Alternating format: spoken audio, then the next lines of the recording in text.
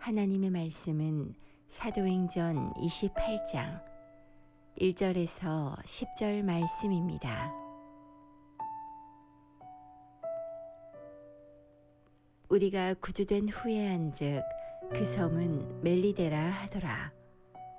비가 오고 날이 참해 원주민들이 우리에게 특별한 동정을 하여 불을 피워 우리를 다 영접하더라.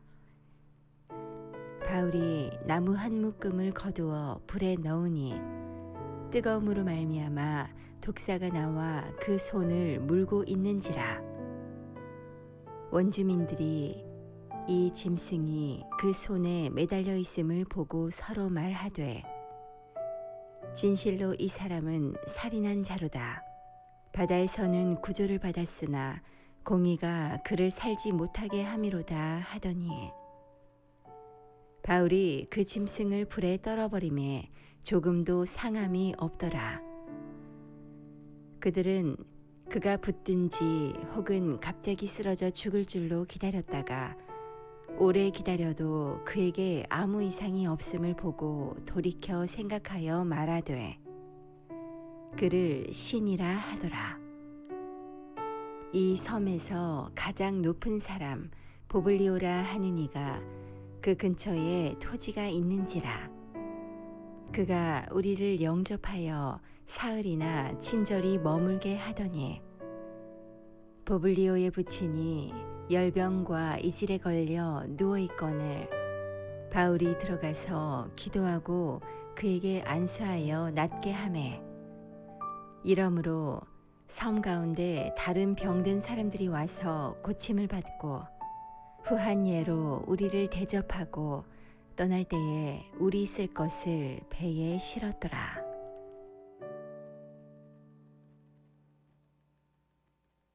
주의 평강과 위로가 또 한 분 한 분들에게 임하시기를 축복합니다. 유라굴라 태풍 속에서 배에 타고 있는 자들이 살 소망을 잃어버렸다라고 얘기하죠. 그들에게 있어서 소망은 바울의 메시지였을 거라 생각이 들어요. 어떤 바울의 위로가 있었는지 우리 같이 한번 읽어볼까요? 이 배만 잃을 뿐 여러분 가운데 한 사람도 목숨을 잃지는 않을 것입니다. 하나님께서는 너와 함께 타고 가는 모든 사람의 안전을 너에게 맡겨주셨다 하고 말씀하셨습니다. 나는 하나님께서 나에게 말씀하신 그대로 되리라고 믿습니다. 우리는 반드시 어떤 섬으로 밀려가 닿게 될 것입니다. 어떤 섬으로 가서 닿게 될 거예요. 이렇게 얘기를 했는데 거기가 오늘 멜리데 섬이라는 곳입니다. 지도를 보면 이 멜리데, 몰타라고 하는 섬으로 저희가 불려지는데요. 섬의 크기는 강화도만 하다고 그래요. 굉장히 작은 섬이죠. 크레다에 있는 미항이나 아니면 베닉스 항구에서 겨울을 좀 보내고 가려고 했는데 그걸 듣지 않고 항해를 시작을 했죠. 그리고 유라굴라로 인해서 또 다 항해 기구까지 버린 상태에서 눈을 떠보니까 이제 멜리데 섬에 도착을 한 겁니다. 어떤 면에서는 풍랑이 일어서 아프리카 쪽으로 갈 수도 있고 스페인 쪽으로 슉 나가버릴 수도 있을 수도 있다 생각했는데 눈 떠보니까 바로 멜리데, 몰타라고 하는 섬 위에가 로마인 거예요. 로마의 입 앞에 서 있는 거죠. 지금 이 동그라미로 표시되어 있잖아요. 점이 너무 작아서 여러분은 보이지도 않을 거예요. 사실은 지도상에 표시도 잘 안 될 정도인데 바로 위에가 로마로 가는 초입이 되어 있는 거죠. 깜짝 놀랐을 거예요. 아니 우리가 다른 데도 아니고 세상에 이렇게 난파가 됐는데 도착한 곳이 로마 앞이야. 와, 이렇게 우리를 이끄셨어? 이러면서 이제 감탄하고 놀랐을 거란 생각이 듭니다. 이제 멜리데 섬에서 바울은 사역을 시작합니다. 하나님의 구속사를 열어가는 거죠. 오늘 구속사라고 하는 단어를 좀 살펴보죠. 구원할, 구속할, 죄를 용서하고 구원하시는 역사, 하나님의 역사, 하나님의 일하심, 성경의 목적이기도 하죠. 어떤 하나님의 구원의 역사들이 멜리데 섬에서 진행이 되는지를 한번 살펴봤으면 좋겠어요. 1번 같이 읽죠. 구속사를 위해서는 생각의 변화가 일어나야 합니다 라고 되어 있어요. 어떤 생각의 변화가 요구되는지 생각이 변화되지 않는 어떠한 것에 의해서 끌려가는 생각 속에 잡혀있는 사람들이 등장하는데요. 1절, 2절 같이 봤죠. 우리가 구조된 후에 안즉 그 섬은 멜리데라 하더라. 비가 오고 날이 참해 원주민들이 우리에게 특별한 동정을 하여 불을 피워 우리를 다 영접하더라. 특별한 동정, 굉장히 후한 섬김이 이루어졌어요. 한 명, 두 명에게 식사를 제공하고 따뜻한 걸 제공하는 건 뭐 10명까지도 가능할 것 같아요. 근데 여러분 276명에게 한 끼 식사만 제공해도 1년치 식사 제공하는 거잖아요. 유럽이 그렇게 힘들어하는 것 중에 하나가 난민 문제입니다. 강대국이라 해도요, 몰려드는 난민들 감당 못합니다. 근데 지금 멜리데 섬에 있는 원주민들, 영어로는 진짜 원주민, 바바로스라고 하죠. 이 사람들이 왔을 때 전혀 거부감 없이 이들을 받아줍니다. 그리고 먹을 것, 입을 것, 따뜻하게 할 것을 다 제공했다라는 것을 저희가 알 수 있게 되는 거죠. 아마 바다라고 하는 이 유라굴라라고 하는 이 상황에서 어떻게 한 명도 다치지 않고 살아남았지? 신의 보호가 있었나 봐. 신이 보호하는 사람들이기 때문에 우리도 대접하면 신한테 좋은 평가를 받고 좋은 걸 얻을 수 있지 않을까? 이런 마음들이 있지 않을까라는 생각이 들어요. 왜냐하면 뒤에 가서 이들의 신심을 좀 보게 되는데요. 3절, 4절 같이 봤죠. 바울이 나무 한 묶음을 거두어 불에 넣으니 뜨거움으로 말미암아 독사가 나와 그 손을 물고 있는지라. 원주민들이 이 짐승이 그 손에 매달려 있음을 보고 서로 말하되 진실로 이 사람은 살인한 자로다. 바다에서는 구조를 받았으나 공의가 그를 살지 못하게 함이로다 하더니, 이 4절, 28장 4절을 제가 세 번역으로 한번 볼 건데요. 이 사람은 틀림없이 살인자이다. 바다에서는 살아나왔지만 정의의 여신이 그를 그대로 살려두지 않았다. 뱀에 물려있는 걸 보면서 아마 네메시스라고 하는 복수의 여신, 뭐 니케, 우리가 나이키라고 부르는 건 승리의 여신, 이것처럼 미의 여신, 비너스 이런 것처럼 복수의 여신이 살아났지만 그를 꼭 잡아내서 기필코 죄를 물었어, 책망했어, 이렇게 지금 사람들이 인식했다라는 거죠. 독사에 물리면 천벌 받은 거니까 이 사람들은 그렇게 생각한 거죠. 그러니까 이렇게 죽어갈 거야, 죗값을 치르는 거야 말하는 거죠. 유대인들이 나면서부터 소경된 자를 향해 말하죠. 누구의 죄냐? 부모의 죄냐? 본인의 죄냐? 여러분, 누가 무슨 일을 당하면 우리는 마음속에 무슨 마음이 드냐면 무슨 죄를 졌을까? 그게 먼저 올라와요. 그래서 교회 안에서 무슨 일이 났어요? 어디가 아파요? 무슨 문제가 생겼어요? 말하는 거 참 조심스러워요. 그 말을 해서 기도를 받고 싶은 마음도 있지만 그 말을 하면 사람들이 나를 어떻게 볼까? 기도 많이 안 해서 이런 일 생겼다고 할까? 하나님께 맞았다고 그런 평가를 받을까? 이런 두려움이 있어요. 그래서 목장 모임 때 참 자기 연약한 거 고백하는 거 쉽지 않아요. 어느 누구보다 그걸 토해놓고 기도하면서 그 문제를 풀어가야 되는데 그 문제보다 내 체면, 내 위치가 중요하기 때문에 말하는 거 쉽지 않아요.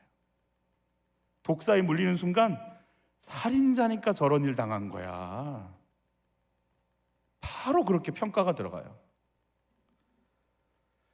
그런데 또 어떤 일이 벌어졌는지 5절, 6절도 한번 받을까요? 바울이 그 짐승을 불에 떨어버림에 조금도 상함이 없더라. 그들은 그가 붙든지 혹은 갑자기 쓰러져 죽을 줄로 기다렸다가 오래 기다려도 그에게 아무 이상이 없음을 보고 돌이켜 생각하여 말하되 그를 신이라 하더라. 신의 보호를 받는 사람들 생각돼서 극진한 환대를 베풀었다가 뱀에 물리는 순간 살인자네 그리고 멸시했다가 아무 이상이 없는 걸 보고 신이다 이렇게 얘기합니다. 멜리데 섬 사람들의 생각, 이 판단의 근거는 뭘까요? 물론은 첫 번째는 그리스 신화에 있겠죠. 신들이 이렇게 인간들을 간섭하니까 그게 부모나 주변 사람들에게서 들은 이야기겠죠. 이 정보죠. 우리는 우리 생각대로 말을 한다고 하지만 사실은 우리 생각 없어요. 주워 들은 얘기들이에요. 부모님들께 받은 영향력들이에요. 우리 집에서 그렇게 생각했던 거예요. 그런 흐름들을 갖고 있으니까 그렇게 말하는 거예요. 그게 내 생각인 줄 알지만 내 생각은 사실 없어요. 다수가 생각하면 그냥 받아들이는 거죠. 여러분, 살인자야 라고 얘기하는 것이 옳을까요? 신이야 라고 말하는 것도, 그럼 그것도 옳은가요? 뭐가 옳을까요? 판단할 때 저희는 옳고 그름으로 문제를 풀어가요. 그게 제일 좋죠. 옳은 것, 그른 것. 그런데 옳은 것, 그른 것의 기준이 어디 있을까요? 기준이 나예요. 독도 문제를 가지고 한국의 양심 다르고 일본의 양심 달라요. 중국과 인도의 국경 지역에 있는 땅을 놓고 인도의 양심 다르고 중국의 양심 달라요. 옳고 그름으로 문제를 푸는 건 중요해요. 치우치지 않으니까. 문제는 그 기준 자체가 나예요. 그래서 무슨 기준으로 그렇게 옳고 그름을 나눌 거냔 말이에요. 아버지의 폭력 때문에 초등학교 3학년 때부터 자살을 생각했던 한 목사님의 간증을 들었어요. 그 목사님의 아버지도 역시 의붓아버지의 폭력 때문에 상처 속에 살다가 이렇게 건달이 되셨다고 그래요. 그 지역에. 그런데 건달인데 남의 아이 돈을 뺐다가 그 아이가 예수님을 전해줘서 지금은 장로님이 됐다는, 뺏어도 참 잘 뺏어야 될 것 같다 이런 생각이 들어요. 문제는 믿음의 생활까지는 하지만 폭력은 멈추지 않았대요. 교회의 직분은 받지만 화내고 폭력을 일삼는 건 바뀌지 않아요. 이 폭력의 대가 안 끊어지는데요, 초등학교 1학년 때부터 맞기 시작했는데 한 5시간에서 10시간 정도를 매일 맞았대요. 그러니까 혼나서 맞는 게 아니라 이거는 이제 화를 내다 보면, 혼내려고 매를 들다 보면 자기가 화를 내서 그 화에 자기가 화가 나는 일들이 일어나죠. 두 분만 인정을 하시는군요. 아버지한테 맞아서 기절까지 했고, 그 집에 들어가는 게 너무 싫었고 너무 우울감이 쌓여서, 그래서 외롭고 친구도 없고, 외로움이 찾아오는 순간 눈에 뭐가 보이냐면 구석에 뱀이 한 마리 보이기 시작한대요. 또아리를 틀고 있다가 발목을 휘감고 올라오면서 나중에 자기 목을 딱 무는 환상을 봐요. 기겁을 하는 거죠. 발작을 일으킵니다. 아버지 앞에서 매를 맞다가 또 발작을 일으키니까 아버지가 EXX 또 쇼하나 이러고 소리를 냈다고 그래요. 마음속에 저 사람 내가 가만 안 둘 거야. 화가 나면 칼을 휘두르기도 하고, 한겨울에 벌거벗겨서 쫓아내면, 쫓겨났을 때 초등학교 아이가 쫓겨났는데 같은 반 여자아이를 만난 거예요. 창피하고 정말 가만 안 둘 거야. 그런데 오직 한 사람이 걸리는 거예요.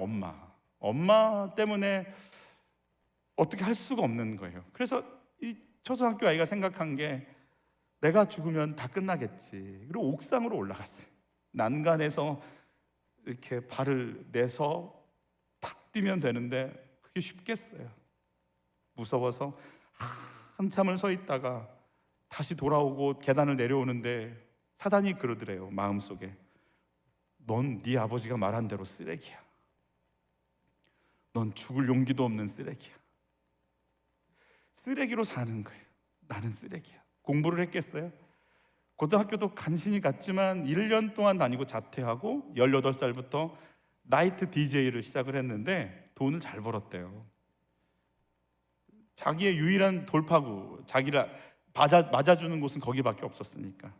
선배들이 군대에 가라고 그래서 군대에 갔는데 아무 생각 없이 그 속에서 이 교관들이 교회 종교활동하라고 가라고 그래서 아무 생각 없이 교회에 와서 앉아 있었대요. 찬양할 마음도 없고 말씀 들을 마음도 없지만 그냥 가서 앉아 있으라니까 앉아 있는데 뭔가 몸이 자꾸 떨리기 시작했고, 그리고 마음속에 따뜻하다기보다는 어떤 그 경이로운 그런 느낌이 오면서 주님이 이런 말씀을 들려주시더래요. 자기한테. 광우야, 이름이 광우인데요, 내가 너에 대한 계획을 가지고 있다. 너는 가야 할 길이 있다. 내가 너를 알고 있고 너를 사랑한다. 네가 고등학교 중퇴한 것도 알고 있다. 네 주량이 얼마인지도 알고 있다. 네가 어떤 중독에 들어가 있는지도 알고 있다. 그런데 내가 너를 사랑한다. 쓰레기, 초라한 자, 아무도 나를 돌보지 않는데 세상을 창조한 하나님이 나에게 관심을 기울이고 그분이 존재하시는데 나를 향한 계획을 갖고 그 일을 시작하시겠다고 하니까요, 이 이등병 장광우, 이 이등병이 내가 주님을 위해 뭘 할 수 있지? 이런 마음이 올라오기 시작하는 거예요. 그래서 아무 생각 없이 나이트 DJ가 왔다고 선임들은 너무 좋아하는 거예요. 우리 부대 이제 재밌게 잘 놀 수 있다. 근데 하루 교회에 갔다 오더니 갑자기 예배자가 돼버린 거예요. 군대 생활하는데 새벽 예배를 한 번도 빠진 적이 없대. 그러니 얼마나 잠을 못 잤겠어요. 하나님 앞에 쓰임 받고 싶어서. 나도, 나 같은 자도 붙잡아 주시면 계획이 있다고 하시니 그럼 하나님 앞에 내가 예배자로 서고 싶어, 이 마음으로 이제 예배를 드리기 시작한 거죠. 쓰레기에서 하나님의 관심과 계획이 있는 나로 생각이 바뀌는 거예요. 여러분, 주님을 모른다고 저주했던 베드로에게 예수님 오셔요. 베드로는 말합니다. 베드로가 나는 주님 부인했고 저주했어요. 정말 나는 할 말 없어요. 저는 배신자예요. 근데 주님이 베드로에게 오셔서 내가 너를 기대한다. 내 양을 좀 먹여. 내 양을 좀 쳐. 네가 형제들을 굳건하게 세워야 돼. 내가 너를 향한 계획이 있어라고 얘기하시죠. 여러분, 할 말 없는 죄인이 되셔야 돼요. 진짜 할 말 없는 죄인이 되시기를 축복해요. 그래서 할 말이 없으시기를 바라요. 그 여러분의 생각을 멈추시기를 바라요. 그리고 내가 너를 향한 계획이 있어. 너를 향한 내 계획이 있다라고 하는 하나님의 생각이 여러분의 생각을 잡아버리기를 예수 이름으로 축복하는 거예요. 내 생각이 바뀌어야 돼요. 하나님이 오시는 생각. 여러분, 구원이 뭘까요? 내가 지금까지 이렇게 살면 안 되는데 이 틀에서 벗어나고 싶은데 벗어날 수가 없어. 근데 누가 와서 나를 건져준 거잖아요. 그래서 건져주심을 해주신 그분을 따라가는 게 구원이잖아요. 그러면 예수를 믿을 때 어떤 일이 벌어지게 되냐면 내 생각의 틀이 바뀌어야 되는 거예요. 나를 보는 틀이 바뀌어야 되는 거예요. 여러분은 나를 볼 때 어떻게 보이세요? 내가 옳지 않다를 인정하는 순간 어떤 것이 같이 고백이 되어야 되냐면, 따라서 하시죠. 주님이 옳으십니다. 저를 따라서 하시죠. 나는 옳지 않습니다. 주님이 옳으십니다. 내가 판단하는 근거가 어디서 오냔 말이에요. 내가 옳지 않습니다. 주님이 옳으십니다. 생각의 전환, 생각의 틀이 바뀌는 것이 예수를 믿는 자에게 임해야 되는 거예요. 사람을 보는 눈이 바뀌고, 돈을 보는 눈이 바뀌고, 시간을 보는 눈이 바뀌어야 되는 거예요. 내게 왜 생명이 있지? 내게 왜 물질을 벌으라고 하시지? 이 물질을 어디에 쓰는 거지? 왜 나는 이 사람들을 만나는 거지? 생각이 바뀌는 거예요. 틀이 바뀌는 거예요. 관계의 어려움을 겪어요. 목사이기 때문에 다른 어려움보다 관계의 어려움을 겪어요. 근데 이번에 휴가 때 하나님이 저에게 정말 세밀하게 저를 만져주시는 시간들이 있었어요. 하나님, 왜 저는 이렇게 힘들까요? 왜 이렇게 힘들까요? 마치 꼭 제가 가끔씩 썼던 예와, 부정물을 놔두면, 오래 놔두면 찌꺼기는 가라앉고 맑은 물만 위에 떠서 마치 맑아 있는 것 같지만 막대기를 집어넣고 한번 휘 저으면 속에 있던 것까지 싹 올라오는 것처럼, 휴가를 맞이하면서 하나님 앞에 저는 어떻게 해야 돼요? 하나님께 나가는 시간을 가지면서 하나님이 제 속을 한번 휘 저어주시는 거예요. 속에 있는 것들이 막 올라오는데 감당할 수가 없는 거예요. 하나님, 저는 어떻게 해야 되는 건가? 그런데 하나님이 그 다음을 이렇게 보여주셨어요. 네가 관계가 그렇게 힘든 이유 중에 하나는 인정받고 싶잖아. 높아지고 싶잖아. 너 섬기기 싫지? 겉모습은 굉장히 겸손한 것처럼 보이죠? 그런데 속에선 대접받고 싶고 그런 것만 꽉 차 있는 거예요. 섬기기 싫은 거예요. 손해보기 싫은 거예요. 그래서 그렇게 힘든 거예요. 그걸 보여주시는 거예요. 여러분, 제 생각의 틀이 직업상 조용하고 인사하고 그렇지만 제 속에서는 그렇지 않은 거예요. 나는 높아져야 되겠고, 나는 인정을 받아야 되겠고, 제 생각의 틀이 있더라고요. 이걸 제가 깨고 싶지 않아요. 그러니까 주님이 네 생각의 틀을 깨야겠지, 유라굴라가 와야겠지, 삶의 소망까지 끊어져 봐야 정말 아무것도 건질 게 없어야 네 생각의 틀이 보이겠지. 제가 있는 그 견고한 생각의 틀을 보여주셔요. 그러니까 여러분, 이걸 보여주시려면 옆에 있는 사람들이 얼마나 수고를 하는지 몰라요. 남편들이 집에 안 들어오는 이유가 다 이렇게 사명 감당하고 있는 거죠. 이 정도는 해줘야, 술 먹고 안 들어주고 또 이상한 데를 가줘야 내 안에 있는 잘못된 생각의 틀들이 그때 보이기 시작하는 거니까. 옆에 분들과 같이 인사하시죠. 저 때문에 수고가 많으시죠. 이렇게 시작. 저 때문에 수고가 많으시죠. 고생하시는 거예요. 남편들이 바람도 펴야 되지, 가서 주식해서 돈도 잃어야 되지. 그 정도는 해줘야 내 속에 어떤 게 있는지 이게 보이니까. 여러분, 내가 바뀌어야 될 내 생각은 뭘까요? 도대체 어떤 생각의 틀이 있기 때문에 그렇게 구속사가 흘러가지 않을까요? 변화된 여러분, 주님은 세상 바꾸지 않으십니다. 주님은 나를 바꾸십니다. 바꿔진 나를 통해 주님의 구속사가 흘러가게 만드십니다. 내가 바뀌는 순간 원수가 아니고 사랑해야 될 사람이구나, 살려내야 될 사람이구나, 축복해야 될 사람이구나. 내가 바뀌면서 나를 통해 하나님께서 세상을 바꾸어 나가시기 시작하는 거죠. 내가 고집하고 있는 정죄와 비판의 틀은 뭘까요? 그 지역 사람이야? 그럼 막 마음을 닫으세요? 아니, 그런 아파트에 살아? 그럼 막 마음을 닫으세요? 도대체 내 생각의 틀은 뭐가 있을까요? 사람들을 평가하는 내 기준은 어디서 온 건가요? 내가 틀리고 주님이 옳으시다고 고백해야 되는 부분은 어디일까요? 이 틀이 깨지지 않고 어떻게 우리는 살아가고 있다고 얘기하는 걸까요? 두 번째, 같이 읽어보죠. 구속사가 흘러가기 위해서 말씀을 따라가는 한 사람이 필요합니다. 한 섬에 걸리리라 그랬어요. 이 말씀을 갖고 있는 바울은 정말로 멜리데 섬이 눈앞에 보이고 자기 발로 멜리데 섬을 해안을 딱 밟는 순간 그런 기도를 했지 않았을까? 이런 상상해봐요. 주님이 말씀하신 한 섬이 여기인가요? 한 섬에 걸리리라고 하셨는데 여기일까요? 여기죠. 저는 여기서 이제 어떤 일을 해야 되는 거죠? 주님이 이제 인도해 주세요. 이 기도를 했을 것 같다는 생각이 들어요.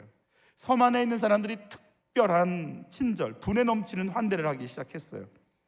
폭풍 속에서 신의 보호를 받았다고 생각하는 그 생각의 틀을 가지고 지금 이들을 맞아준 거죠.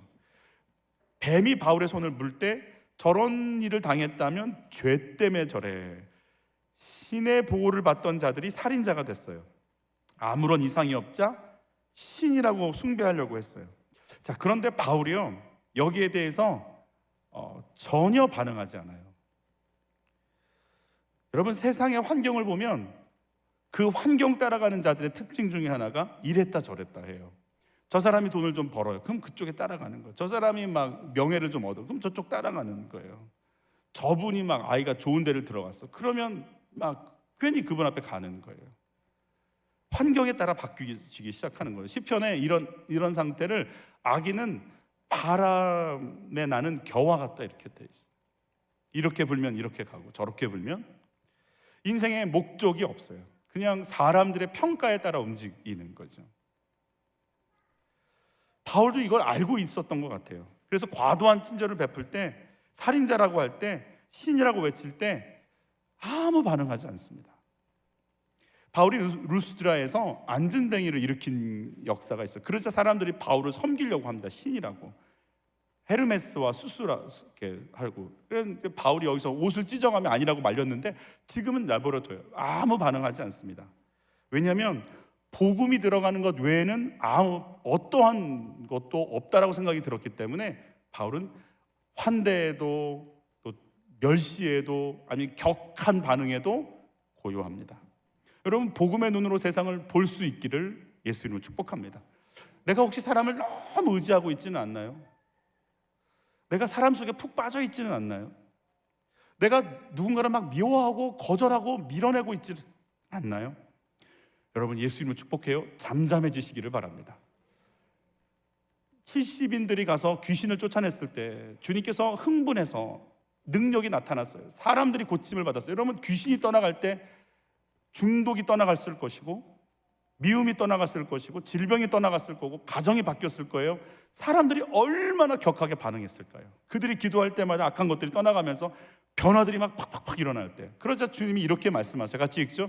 그러나 귀신들이 너희에게 굴복한다고 해서 기뻐하지 말고 너의 이름이 하늘에 기록된 것을 기뻐하라. 기쁨의 근원이 반응이 아니고 기쁨의 근원이 하나님과의 관계 속에 있어야 된다고 말씀하세요.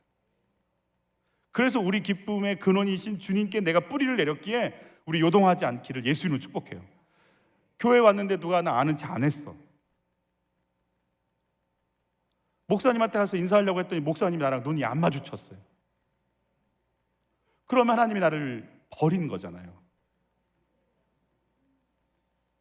라고 생각하지 않도록. 시력이 나빠져서 그래요.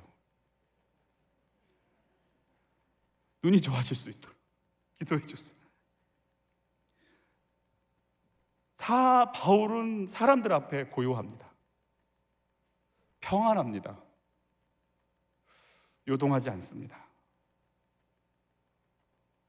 마치 풍랑 속에 제자들이 우리 죽을 것 같은데 예수님, 그러자 예수님 이렇게 뱃속에서 주무셨던 것처럼 우리 내면에 고요함이 있기를 바라고, 이것이 나를 움직이는 게 아니고 주님과의 관계가 나를 이끌어간다라고 하는 내 중심이 서 있는 은혜가 있기를 바라는 것이죠. 여러분, 바울이 잠잠할 수 있는 비결은 한 가지예요.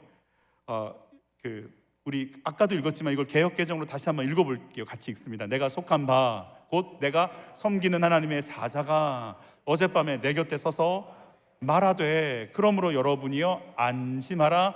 나는 내게 말씀하신 그대로 되리라고 하나님을 믿노라. 말씀하신 하나님을 믿는 거예요. 하나님을 믿으니까 그 말씀하신 대로 이루어짐을 소망하고 바라는 거예요. 내가 요동하지 않는 이유는 사람들의 반응이 아니에요. 말씀하신 주님이 나에게 오셨기 때문에 평안한 거예요. 여러분, 그래서 내가 옳지 않다, 내가 죄인이다, 내가 살 수 있는 희망이 없다, 구원받아야 산다라는 것이 내 영혼에 나를 고백하는 신앙 고백이라면 주님의 말씀을 붙잡는 것 외에 방법이 없는 고백이 이루어지길 바라요. 여러분, 그래서 뭐 해야 되느냐면 큐티하셔야 돼요. 내게 방법이 없다, 나는 살 길이 없다, 나는 오늘도 요동친다, 나는 누구 한마디 하면 저기 위로 올라갔다가 누가 아는 체 한번 안 해주면 저 아래로 굴러 떨어지는 사람이다. 넌 쓰레기야. 자식 어떻게 그렇게 키웠어? 지금 통장에 돈이 얼마나 있어? 뻐젓한 게 뭐가 있어 너한테? 라고 얘기할 때 그래, 난 쓰레기야. 이렇게 얘기하고 싶잖아요. 그런 나를 바울도 두렵다고 그랬거든요. 그런 내가 어디 있어야 되냐? 주의 말씀이 나를 붙잡기를 바라고, 내가 갈 길은 주님밖에 없음을 아는 은혜가 있기를 바라는 거예요. 내가 절망한 사람, 나에게 소망이 없구나를 깨달은 사람이 하는 일이 뭐냐면 말씀 붙잡는 거예요. 나는 부족해요, 정말 아무것도 못해요 라고 하면서 기도하지 않고 말씀을 붙잡다는 이유는요, 아직도 믿을 만한 게 있어서 그래요. 절망 아직 안 됐어요. 살 소망도 끊어지고 짐도 다 버리고 언제 죽을까를 생각 정도 해줘야 말씀이 들려요. 예수 이름으로 축복합니다. 주의 말씀이 들리시기를 바랍니다. 정말 내게 건질 게 없구나, 구원 받아야 되겠구나, 내가 살만하지 않구나, 구원을 받아야 사는 인생인 거구나, 이걸 깨닫는 자는 말씀을 선택사항 아닙니다. 물을 마시듯이 숨을 쉬듯이 받아들이는 거예요. 나를 먹어라, 나를 마셔라. 말씀이 생명되기를 바라요. 살고 싶어서 말씀을 펴시기를 바라요. 숨 쉬고 싶어서 큐티책을 여시기를 바라는 거예요. 어떻게 해야 될지 모르니까 말씀 아니면 못 살겠어. 말씀 아니면 나는 살 수가 없어. 그래서 말씀을 펴는 순간 말씀은요 생명으로 올 거예요. 나를 흔들리게 하는 관계는 뭐예요? 답답한 관계와 사건 속에서 내가 말씀을 지금 붙잡고 있을까요? 세 번째 같이 읽어보죠. 구속사가 열리기 위해 합력하여 선을 이루시는 주님을 인정해야 합니다. 우리 7절로 9절을 같이 읽을게요. 이 섬에서 가장 높은 사람 보블리오라 하는 이가 이 근처에 토지가 있는지라 그가 우리를 영접하여 사흘이나 친절히 머물게 하더니 보블리오의 부친이 열병과 이질에 걸려 누워 있거늘 바울이 들어가서 기도하고 그에게 안수하여 낫게 하며 이러므로 섬 가운데 다른 병든 사람들이 와서 고침을 받고 그랬어요. 이제는 대접을 받고 신이라 칭함받는 정도로의 그런 왔다 갔다 하는 말 정도가 아니고 바울이 가는 곳마다 치유가 일어나기 시작하는 역사가 나타납니다. 이 지역에 있던 열병이 뭐 길게는 몇 주, 길게는 짧게는 몇 주, 길게는 2년 동안 열이 난다고 그래요. 사람이 어떻게 되겠어요? 그냥 다 죽어가는 거죠. 그는 사람들을 고치기 시작하고 회복시키는 역사들이 진행됩니다. 어떤 분이 이런 질문을 하셨어요. 이렇게 뱀에 물려도 끄떡없고 기도해주면 병이 낫는데 그런 능력을 하나님 베푸시고 역사하시는데 왜 풍랑은 내버려 두실까?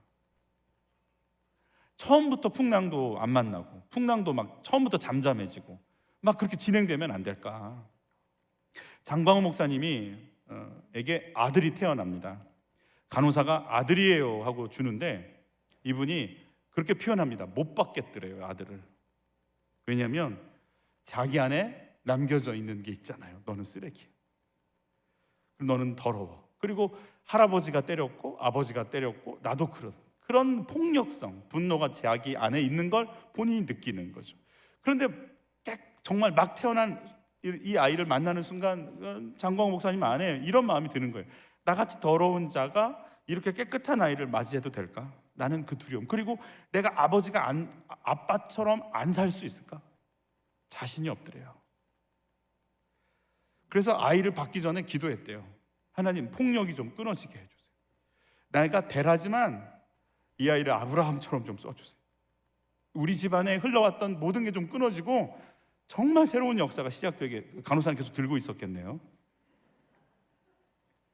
그 아들이 이제 지금은 고등학교 1학년이 됐는데 초등학교 때 안무를, 이게 찬양 사역자였거든요, 이분이 처음에. 근데 아이도 찬양하고 안무를 하는데 너무 귀여워서 그랬대요. 너는 특별한 아이야. 하나님이 너에게 소중한 것들로 너에게 채워주실 거야. 이렇게 얘기했다는 거예요. 그래서 아들이 이렇게 얘기하더래요. 알아, 난 특별한 아빠의 아들이니까. 뭐 사실은 자식은 다 소중하지 않습니까? 단어를 좀 바꿔서 우리 아들이 제일 이뻐, 뭐 우리 딸이 최고야, 이렇게 표현하는 거잖아요. 뭐 그런 표현이잖아요. 그냥 어떻게 보면 일상적인 표현이잖아요. 넌 특별해. 하나님이 소중한 걸 주실 거야. 뭐 예수 믿은 우리들에게 아이들 이렇게 얘기할 수 있다. 하나님 너를 얼마나 사랑하시는지 몰라. 하나님이 널 진짜 사랑하셔. 그럼 얘기할 수 있죠. 초등학교 아이들한테, 저학년한테 얼마든지 할 수 있는 말인데 그 아이가 입에서 이런 반응이 나오는 거야. 알아, 난 특별한 아빠의 아들이니까. 이런 말 들으실 수 있죠.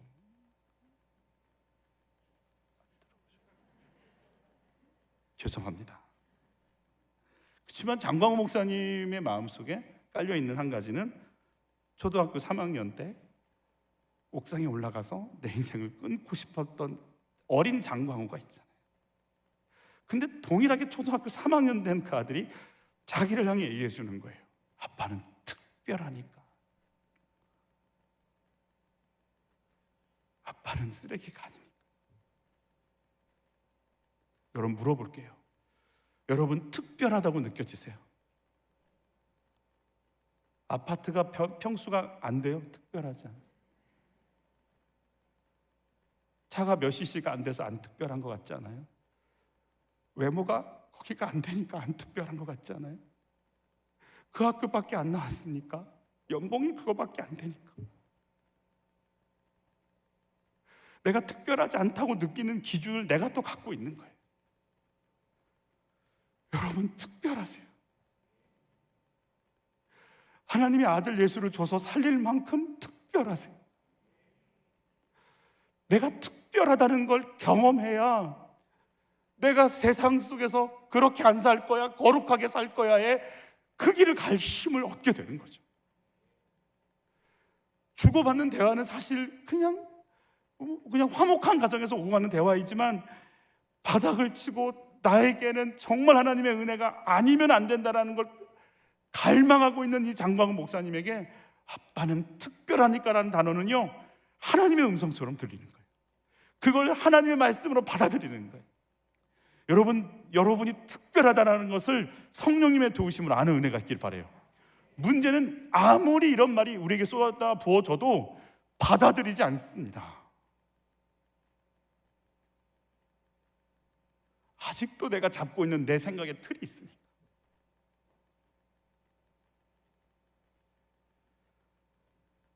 그분이 이런 사인을 받습니다. 이제 우리 집에 저주가 끝나겠구나. 고등학교 1학년 된 아들이 곡을 썼는데 곡 이름이 장광우래요. 곧 고등 래퍼에 나올 거래요. 아빠는 하나님이 쓰실 거야. 아빠는 공동체를 세울 거야. 주연은 아닌데 주연들을 세우는 하나님의 사람이 될 거야. 그 사랑하는 아빠 이름이, 그 장광우가 내 아빠야. 이런 노래를 썼다는 거예요. 얼마 후에는 4살짜리 아이가, 딸 아이가 심장이 멈췄대요. 노방전도하고 나왔는데 심장이 멈춰서 너무 놀래서 또 이런 증상이 올까, 뇌사 상태에 들어갈까 봐 1년 동안 정말 하루도 안 빠지고 예배를 드렸대. 1년쯤 되던 날 하나님이 음성을 들려주시더래요. 광우야, 사실 원망이 있었대요. 내가 주일을 하면서 이렇게 배고픈 사역을 하는데 하나님 왜 나한테, 그런 사역 있잖아요. 이렇게 방황하고 하는 아이들 또 먹이고 채우고 입히면서 또 하면 그 아이들이 또 나가고, 그런 상처받고 주고받는 사역들을 하면서 마음도 힘들었다는 거죠. 그런데 주님이 자기 딸아, 여러분, 자녀가 아프면 부모는 어떨까요? 여러분, 아무것도 생각 안 나요. 무슨 대가를 치르서라도 내 아이를 고치고 싶어요. 아무 생각 나지 않습니다. 그게 부모의 마음입니다. 구두쇠 같은 부모라도요, 살려만 낸다면 뭐든지 할 수 있을 것 같습니다. 그때는 절대 계산 안 됩니다. 4살짜리가 뇌사에 들어가는 상황이 됐어요. 1년 동안 조마조마한 마음으로 예배를 드렸어요. 매일같이 하나님 살려달라고. 물론 그 아이는 회복이 됐지만 1년쯤 됐을 때 주님이 이런 음성을 들려주시더래요. 광우야, 나는 매일 저렇게 죽어가는 내 자녀들을 본다.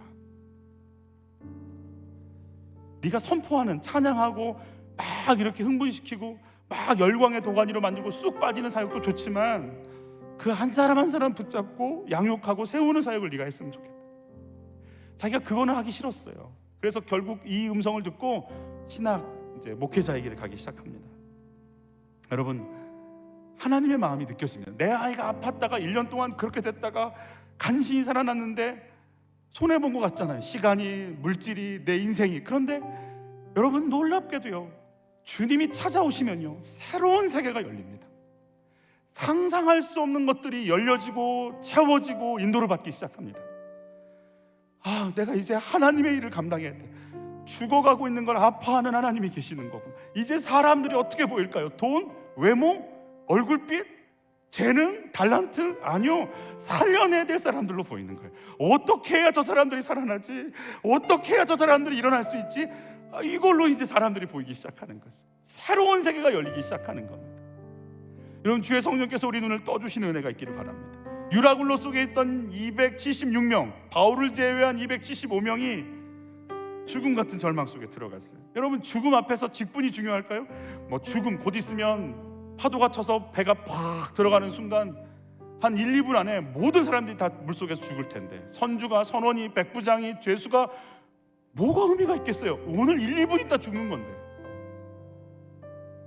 근데 한 사람은 달랐어요. 한 사람은 조용했어요. 한 사람은 고요했어요. 그의 말은 뭔가 거부할 수 없는 평강이 느껴졌고 유라굴라 폭풍보다 훨씬 큰 거대한 거인처럼 느껴졌어요. 그 바울 한 사람의 말을 통해 소망을 느꼈고 멜리데 섬에 도착했을 때 그의 말대로 이루어짐을 받고 뱀이 물었을 때 툴툴 털어버리는 그를 봤어요. 신이라고 외치는 소리에도 요동하지 않고 오직 그의 입에서 나오는 말은 하나님의 나라와 예수 그리스도밖에는 없었어요. 그리고 그가 만지는 자들마다 치유가 시작됐어요. 여러분, 어떤 일이 벌어졌을까요? 그걸 쳐다보고 있던 275명은 어떤 고백들을 했을까요? 물론 그 속에 이렇게 바울과 함께 했던 사람들도 있었지만 예수를 몰랐던 그 사람들이 어떤 걸 경험했을까요? 바울을 통해 일하고 계시는 예수님을 영접했을 거예요. 죄수 바울의 말이 들리기 시작했을 거예요. 바울을 통해 말씀하시는 주님의 음성이요, 그들 속에 들어갔을 거예요. 우리 10절도 한번 같이 볼 거예요. 같이 읽죠. 후한 예로 우리를 대접하고 떠날 때에 우리 쓸 것을 배에 실었더라. 여러분, 죽어가는 내 아들이 살아났는데 밥 한 끼 주겠어요? 죽어가는 내 아내가 살아났는데 기념품 하나 사줬겠냐고요? 뭐가 필요하세요? 뭘 잊어버리셨어요? 미를 잃어버리셨어요? 보리를 잃어버리셨어요? 싣고 가세요. 주지 않았겠어요? 그들은 다 잃어버린 것 같았는데 쓸 것을 배에 다 실어주기 시작해요. 우리는 목숨도 잃었고 삶의 소망도 없었고 가지고 있는 짐도 다 버렸는데 멜리데 섬에서 그들은 모든 걸 찾아요. 여러분, 만약에 베닉스 항구에서 잘 그냥 겨울을 지내고 편하게 유라굴라 폭풍도 안 만나고 베닉스에서 잘 지냈다면 그 환락 항구, 사람들이 지나가는 큰 항구인 베닉스, 유흥의 도시에서 3개월 동안 승객들은 뭐 했을까요? 선원들은 뭐 했을까요? 이 여자 저 여자, 이 술 저 술, 그 속에 푹 빠져있는 이들 보호받았나요? 보호받았다고 느꼈겠죠. 그러나 그들이 죄수 바울의 말을 들을 수 있을까요? 3개월 동안 그 짐 잘 갖고 있다 로마 가면 대박 날 거니까 여기서 잘 재밌게 살다 가면 되는 거 아니에요? 유라굴라 폭풍에 다 잃어버리고 멜리데 섬에서 하나님을 만나요. 그리고 떠날 땐 모든 걸 다시 얻어요. 그들의 가슴에 뭐가 남아있을까요? 예수가, 바울의 말이 들리기 시작하는 거예요. 내가 누구인지, 그냥 잘 먹고 잘 사는 게 남자들이 앉아서 술 마시고 1차는 어디 가고 2차는 어디 가고 3차는 어떤 여자가 예쁘니까 거기로 가자, 그 얘기가 그들의 모든 대화일 텐데 그들의 입에서 하나님의 나라가 고백이 돼요. 생명이 뭔지 고백이 돼요. 구원이 뭔지에 대해서 얘기하기 시작해요. 여러분, 바울이 로마로 갈 때 가택연금 상태에 들어갑니다. 갇혀 있는 것이지만 사람들이 몰려와서 마음껏 만납니다. 그리고 복음을 전합니다. 로마, 어떻게 이런 일이 일어날 수 있을까요? 로마 교인들이 있었으니까. 로마 교회 굉장히 작습니다. 그런데 275명이 가서 무슨 얘기 했을까요? 선원과 백부장과 선주들 모든 사람들이 가서 무슨 얘기하고 다녔을까요? 바울을 만나봐, 내 인생이 바뀌었어. 예수라는 분을 좀, 그분의 이야기를 들어봐. 그들이요 로마 전 지역에 가면서 입을 열고 다녔을 거라 생각이 들어요. 하나님이 하시는 일이에요. 나는 언제 어떤 사건 속에서 주의 말씀을 듣고 들리셨나요? 이 태풍과 멜리데 섬과 같은 내 힘으로 어떤 것도 할 수 없는 사건이 나를 만나주시는 하나님의 초대임을 믿으시나요? 잃어버린 것 같고 생각지도 않은 섬에 와 있는 것 같지만 하나님이 나를 향한 특별한 계획이 진행되고 있는 시간임을 아는 은혜가 있기를 축복합니다. 사랑하는 아버지,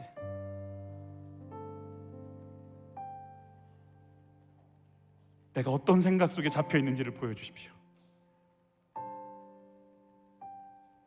하나님, 사람들의 말에 움직이는 자가 아닌 말씀에 붙잡혀 있는 자, 고요한 자, 요동하지 않는 자 될 수 있도록 도와주십시오. 이 사건이 하나님의 사건임을 알게 하시고 하나님께서 어떤 구속사를 여시려고 내 자식의 문제를, 남편의 문제를, 물질의 문제를 주셨는지 가르쳐 주십시오. 이 사건들을 통해 하나님이 나를 초대하고 있으심을 주님 알게 하여 주옵소서. 예수님의 이름으로 기도합니다.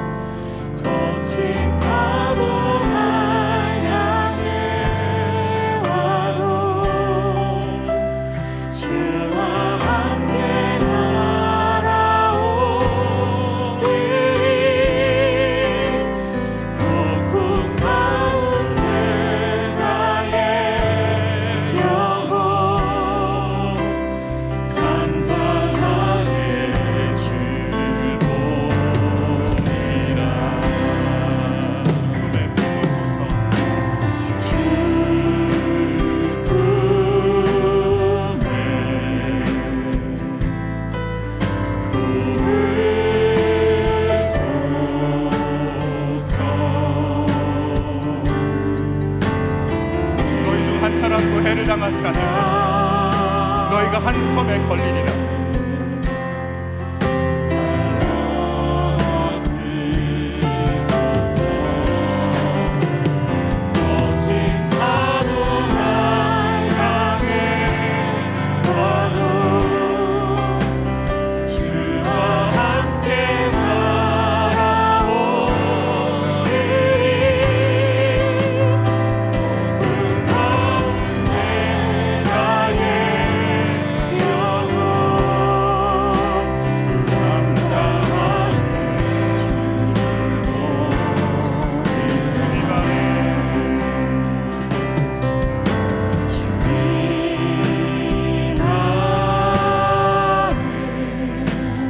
쓰레기라고 하는 너의 생각들, 그 생각의 틀들을 버리는 너희가 얼마나 특별한 자인지를 성령의 도우심으로 경험하게 되리라. 사람들이 하는 말에 속지 말라. 십자수와 우쭐대매 내가 거기에서 너희를 건지리라. 거친 파도가 향해 와도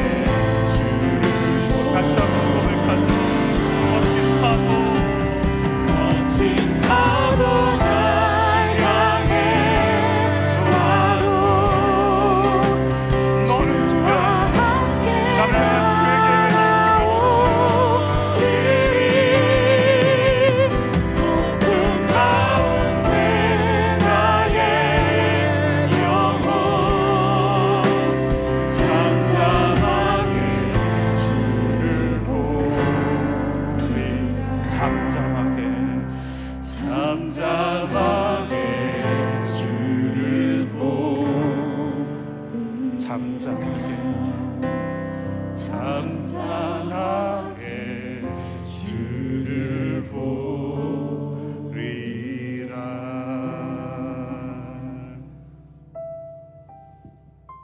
우린 다 두렵지만 주의 말씀을 품고 있으면 내 인생이 주의 말씀대로 되는 인생임을 알게 되고 깨닫게 되고 누리게 된다 하십니다. 우리 안에 구속사가 열리기를 원합니다. 내가 가지고 있던 생각의 틀들을 바꾸시기 위해 멜리데 섬 사람들의 생각의 틀을 바꾸시고 276명의 생각의 틀을 바꾸시기 위해 준비해 놓은 시간 속에 주여 우리가 있나이다. 이 시간 속에 내 생각이 바뀌어지고 나를 새롭게 하고 내가 하나님의 특별한 자인 것을, 내가 구원받은 인생인 것을, 모든 걸 얻게 되고 다시 로마로 가게 되는, 그래서 온 마음과 생각이 새로워지는 삶으로 시작할 수 있도록 바꾸시는 우리 주님 속으로 내가 들어가기를 원하나이다. 주여 내 모습 보게 하여 주옵소서.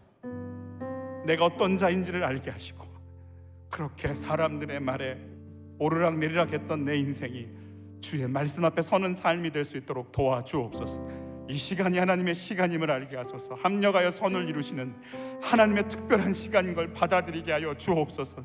주를 보고 나가겠사오니 나를 인도하여 주옵소서. 우리 주여 한번 외치고 기도로 나갑니다. 주여 나를 이끄소서. 우리를 이끄소서. 하나님 내가 누구인지를 보게 하소서. 너는 쓰레기가 아니라고 말씀하소서. 네가 얼마나 특별한 사람인지를 아느냐고 말씀하여 주옵소서. 쾌락과 세상과 물질과 명예 속에서 접어가고 쓰러져가고 타파하고 뒤집어질 사람이야. 거룩한 하나님의 특별한 계획 속에서 일어나고 살려내고 회복시키는 하나님의 사람들인 것을 받아들이게 하여 주옵소서. 하나님 내 생각의 틀이 바뀌어지는 걸 보게 하여 주옵소서. 내 생각의 틀이 새로워지는 걸 보게 하여 주옵소서. 하나님 사랑합니다. 내가 원치 않는 내 인생 섬에 온 것이 아니라 하나님의 완벽한 계획 속에 내가 있음을 보게 하소서. 내가 원치 않는 원주민들을 만나는 게 아니라 하나님께서 만나게 하신 사건 속에 있음을 보게 하소서. 이 시간 내가 누굴 경험하는 시간이 하나님을 만나는 시간이요 주님 앞에 서 있을 시간인 것을 보게 하소서. 우리 눈이 흘리고 우리 마음이 흘리겠소서. 주 앞에 서 있을 도록 주옵소서. 내가 누구인지를 보여주소서. 내가 어떤 존재인지를 보여주소서. 네가 얼마나 특별한 존재인지를 너는 알게 되었고 주 앞에 서 있을 도록 우리를 많이 주여 우리를 만져주시옵소서. 주님 사랑합니다. 우리의 모든 것들이 바뀌고 새로워질 수 있도록 우리를 간섭하여 주시옵소서. 거친 파도 날 향해 와도 거친 파도 날 향해 와도 주와 함께 가오리니 높은 가운데 나의 영혼 잠잠하네 주고 거친 파도 날 향해 한 사람도 해맞지 아니하여 한 손에 걸리는 것은 로마에 서야 하리라.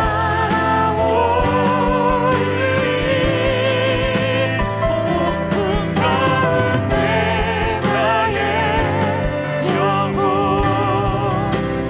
잠잠하네 주를 보리. 모든 걸 잃어버린 줄 알았는데, 생명과 같은 물질도 잃어버린 줄 알았는데,